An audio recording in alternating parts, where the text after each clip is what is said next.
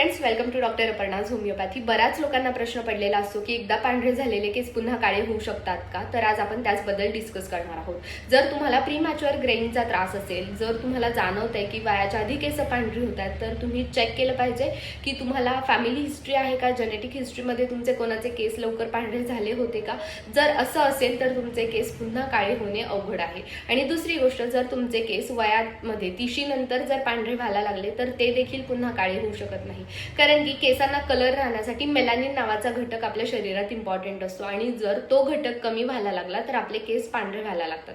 मग आता ह्याच्यासाठी आपण काय केलं पाहिजे ते बघूयात. जर तुमच्या शरीरात न्यूट्रिशनल डेफिशियन्सी असेल, म्हणजेच आयर्न, कॉपर किंवा magnesium, zinc, B12, D3, calcium ह्यांची कमी असेल तर तुमचे केस पांढरे होऊ शकतात. पण ह्या कमीमुळे जर तुम्ही सप्लिमेंट्स घेतले तर तुमचे केस पुन्हा काळे देखील होऊ शकतात. पण जर तुम्हाला फॅमिली हिस्ट्री आणि जेनेटिक हिस्ट्री किंवाच तिशी किंवा एजनिंगचा प्रॉब्लेम नसेल तरच तुमचे केस पुन्हा काळे होऊ शकतात. अशा छोट्या छोट्या टिप्ससाठी लाईक, फॉलो आणि शेअर करायला